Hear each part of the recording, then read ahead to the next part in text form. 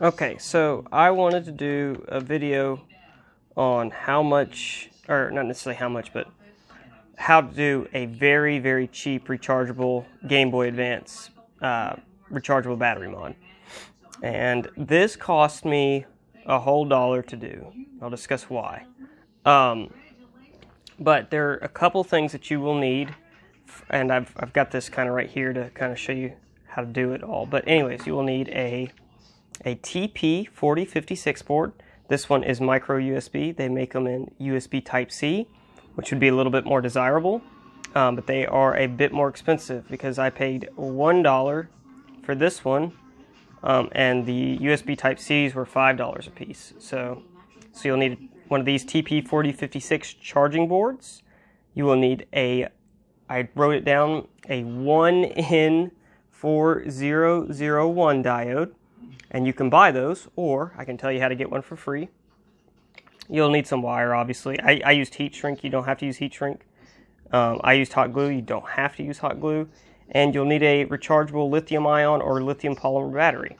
And if you're going to buy these parts rather than salvage them and scavenge them like I did, on Amazon it'll probably cost you, let's see, $5 for this, $10 for the battery, and then probably like $5 for a pack of these diodes.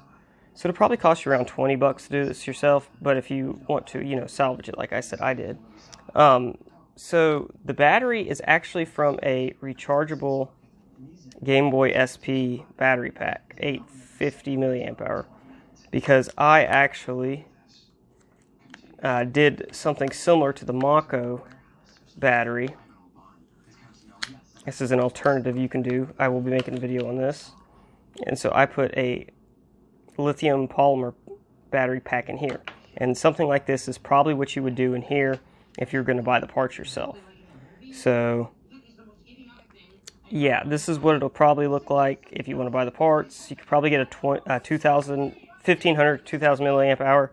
This one just has the 850 lithium ion battery in here.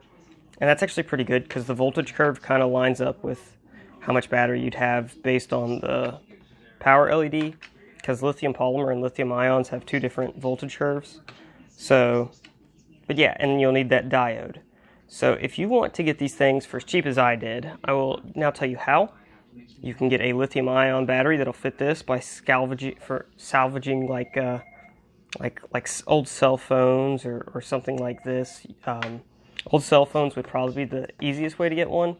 I have this old one from an old Game Boy that I no longer use. Old DS batteries would work too. And now for the diode, these diodes are very common in USB to AC adapters. I have this, I've got mine out of a old car charger. I desoldered it from this board. But yeah, you'll find them commonly in things that are meant to adapt USB power to like this an AC adapter. So this is a regular old car charger. I like this one too much, so I'm not going to be salvaging from it, but I will show you how you can. So you just take it apart. It's hard to do all this with one hand. So you just I'm unscrewing all that stuff. You just take it apart like you would just take apart anything, really. And inside, you will find a diode. That one right there, right here. It looks just like this, and that white line means it's the output. But this is what the diode will look like. Not one of these little ones like that. I figured it would look like one of these, but looks just like this. This is a 1N400. So you can find it in most just regular USB AC adapters, stuff like that. Move that out of the way. Okay, so that's how you get a diode for free. And you're probably going to have to buy one of these little charging boards. That's just the way it is. I bought a 5-pack for $5 of the USB micro. The USB-Cs were like $5 a piece. If it was for my own personal Game Boy, that's what I would do, but this one I'm selling.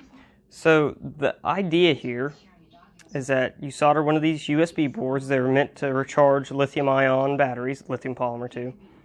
And the little B terminals, B plus, goes to the positive, and B minus goes to the negative on the battery, means the battery. And then these out terminals go to the terminals on you solder the terminals on the Game Boy. Now I just soldered them straight to these A points. That way you can, convert it back to double A's if you want to.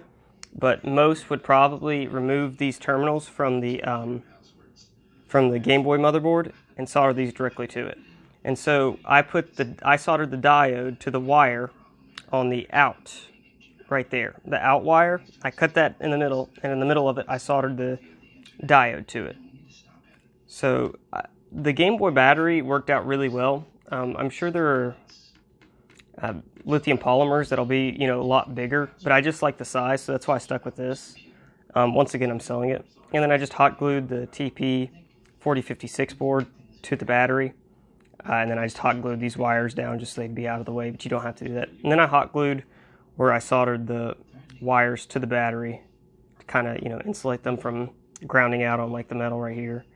And then I took a little knife and I kind of scratched up the surface contacts of the Game Boy AA terminals so that the solder would stick. And so I soldered the diode point onto the positive terminal of the AA batteries, and then I just soldered the negative battery out to the negative of that. So, sorry, I had spit on my phone. So yeah, this cost me $1. Could probably and if you wanted to, you could Dremel out the cover on the back right here. I didn't want to because I figure if you're just going to charge it, just take the thing off because this looks a lot cleaner. And yeah, to show you that it works, it does in fact work. See? So you do need the diode because the diode does something very important. If you measure it with a multimeter, like I'll show you right now. If I measure just the straight up battery,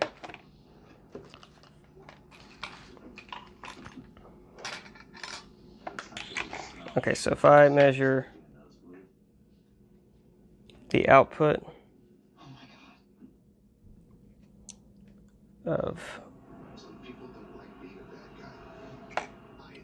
this,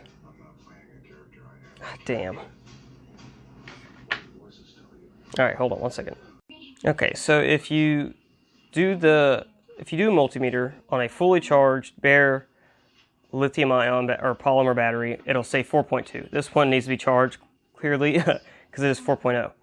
And a Game Boy uses 2 AA batteries, and for those of you at home who know how much a AA battery is 1.5 volts. See right there? There you go.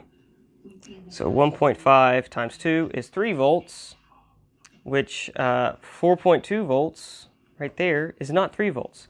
So you need that diode because it cuts the power by about 0.7 volts. So the nominal voltage of lithium ion is usually around 3.7. So that gives it the 3 volts about that it needs, and you won't be killing your Game Boy motherboard. On a Game Boy Color, you don't need that diode because they're a lot more robust, I guess. But on a Game Boy Advance, you absolutely need that 1N4001 diode. So yeah, if you want to do a Game Boy Advanced USB rechargeable battery for super cheap, that's how you do it. Pretty cool.